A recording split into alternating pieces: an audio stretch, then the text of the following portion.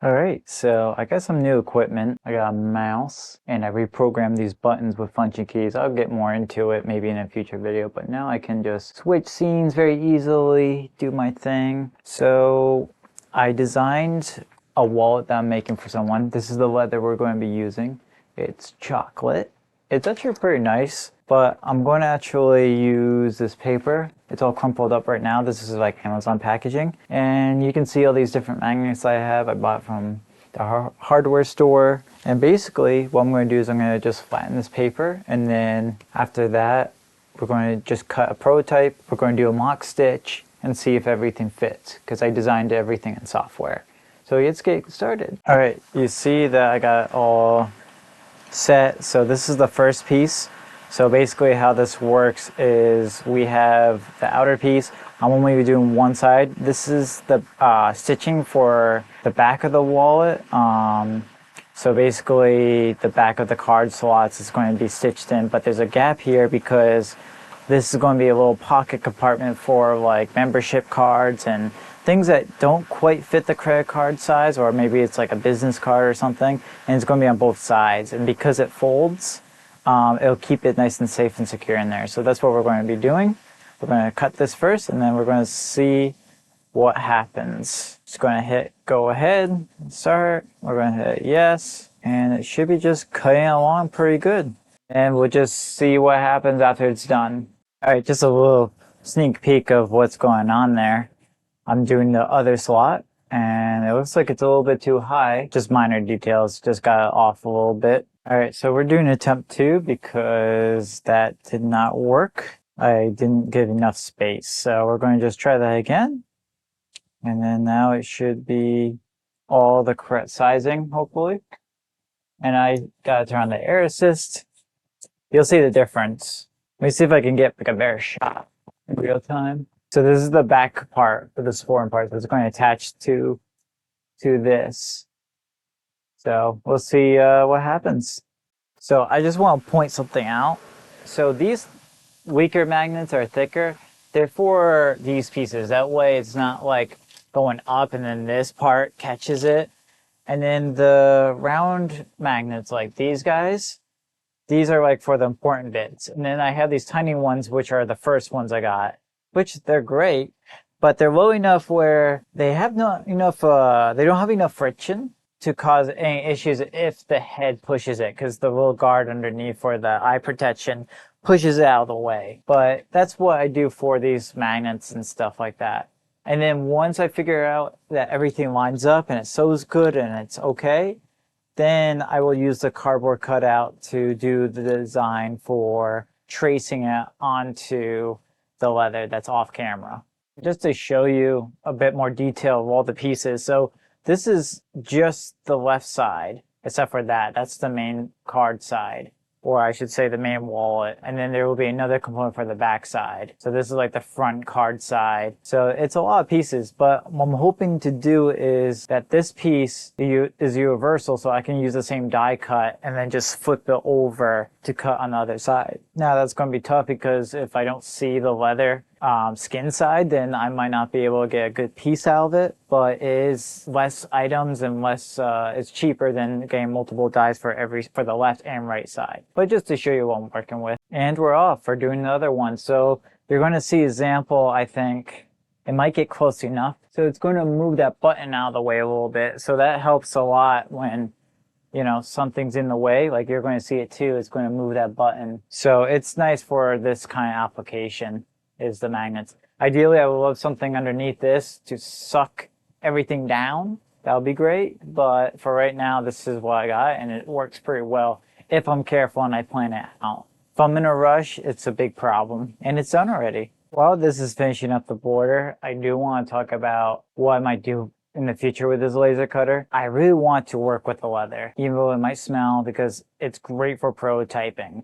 I don't have to worry about cutting, but I feel like right now, this is not strong enough, and the stronger one of this is all in case, which I can't just, if I zoom out here, I can't just grab this material and just put it over here, because it's all in case. So I have to cut the hide out, which is waste of material, in order for that to fit inside the box, the enclosure. So if there's a stronger laser that hovers over like this, or even goes over, slides out, and then vents it, great. I might look into that. But I really like laser cutters because it's really fast prototyping. Something quick and dirty. I could see if everything fits and then go from there. Now I have the dinner coming up, so I might have to cut this video short. So that's going to be interesting.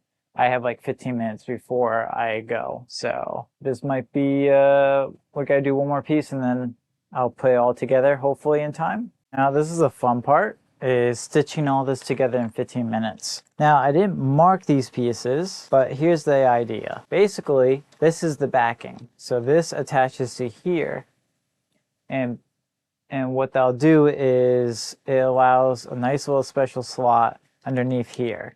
Now there's no stitching on this side, so that stitches with all these pieces because they're individual slots for all the different cards. Now I don't know which goes where, so that's going to be fun trying to figure that out. I think it's one's here. So we do that one because that's the bottom, not the bottom piece, but the next one up, and then we work on all these slowly. I should mark these or have a way to mark these because it's going to be really confusing if I don't do that. But I can also check the reference design and go from there. So this is the design I have. This is another reason why I want to get the mouse, because it is really tough to do with the trackpad with the software, which I don't expect it to because this should be used with a mouse. So there's all the different layers I have. So that's just card stitching. That's all the different layers. So I can figure out, like, that one's obviously the bottom. The middle one has a little bit of a thing on the side. I can show you in real time. So that has a little bit of thing. It's cut off. So that is the middle card. Okay, so bottom, middle. And then this one is slightly cut off on the top and also on the bottom. So that might be top card, and it is. So there we go. Now we got it all figured out and we're going to stitch it together now. I'm just going to time lapse this part, but basically we're going to do the top part first because that's underneath between this sandwich. And then we just have to stitch all that. So basically, we're only doing the outside stitching last because we got to do this last. But in the meantime, we do all the bottoms first and then we do the side and then we do the rest of it. It's kind of complicated and you have to have a good memory for it, but let's get going.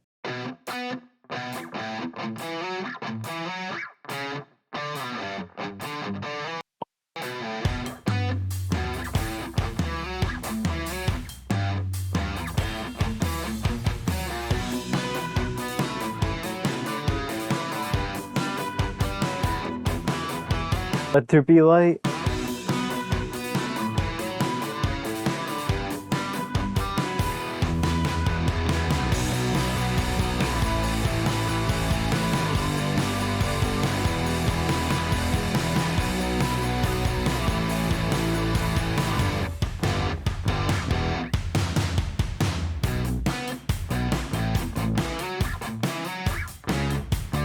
So what I'm thinking is when I make this, instead of like stopping here and then finish off the stitch, I actually continue the stitch after I have it lined up, which actually works out perfectly because I thought I overlooked a minor detail. So like, I'll show you what I mean. So what I was talking about was, okay, like this piece, if I want to do this whole stitch, it would be, it would attach from nothing, but I have to do this side anyway without attaching to here, so you could slide the cards in. And all I can do really is go back up here. And the salad stitch, I'm going to be going both ways, so it doesn't matter if I go up only one way here and then down the other because they're going to be a salad stitch. So it doesn't matter if I miss this hole here. But now I can just sew this down. I hate working with thin thread. If I'm using thin thread, I'm going to use a sewing machine because it's not worth it doing by hand. But I'm just doing a mock stitch. So I go through here. And now it's starting to come together. And it's been coming together really well. I'm actually pretty happy with this. I'm surprised that this design worked out so well, but I'm probably going to run into some other design stuff. I was hoping to finish this by tomorrow, but I think we're going to need a little bit more time for designing. But if this works, the concept, then this is great. I mean, yes, I could use less material, but it adds so much more functionality to the wallet. I already tied the knot and it fell off, the thread already fell off. But yeah, you get the idea. So it goes all the way around and that works pretty good. And then I stitch it and it's nice and clean. So pretty happy with the design. And then I'll do the other side, see how well it folds. The other question I have is, okay, if I fold this over, probably this way, does it look okay? Or is it going to look weird? I think it'll look okay, but I just want to make sure because these holes are pretty tight together, but yeah, see like how there's not a lot of space.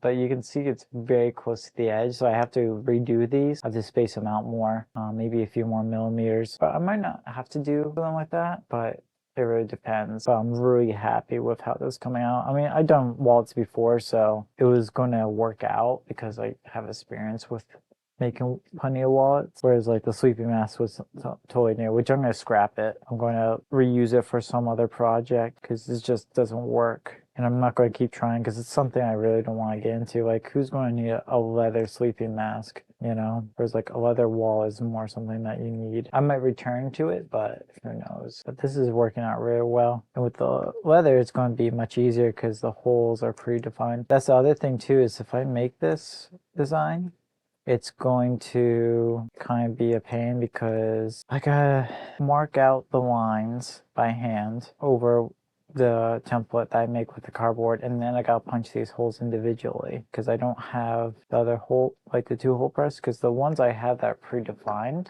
they're too, like, look, actually that lines up perfectly. What the heck? The last one I did, the holes did not line up perfectly. So this is actually good, except for that. So I have to do singles for that. But I have to punch these holes manually because since I'm not using the laser cutter to cut the leather, I can't pre-define these holes. That's why I really want the laser cutter to work with leather. Because if it works with leather, it's great. I don't have to worry about punching these holes manually, which takes a lot of time. Because if I mess up the lining, it screws everything up over. Whereas like if I pre-cut it and it's already figured out, then I just have to assemble it, and that part's easy. But I mean, once I get a die cutter, a die template, die cut template, whatever they're called, it's easy. But I don't know if this is something that people want to buy, so I can't justify ordering it from a company, saying the design and going through all of that work if no one's going to buy this wallet design, or if I change it afterwards. Because if I change it, then I have to order another template after I design it and so forth. Like I can just recut it accordingly. But this looks really good. I'm really happy with this. Now I just got to do the other side, and then I got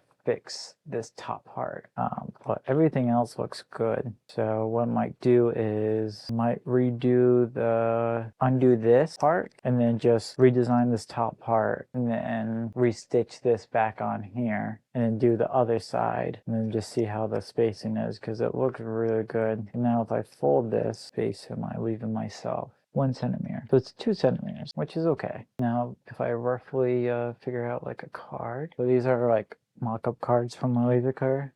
I also got this promotion thing. I can use that, not sponsored. Probably would never use them, but here we go. So if I pinch that, plenty of space. 1, 2, 3, 4, 5, 6. These are super thin, so you could say 3 at the very least cards inside there. So you could put your membership cards and then you have your important cards here. Or you have a business card that doesn't fit right. That's the other thing I want to test out is, would like it to stick out more, but I need to leave enough room for everything, and it's just right. Perfect. I'm glad when everything works out, but I'll fully assemble this in paper, and then we'll make sure that everything fits.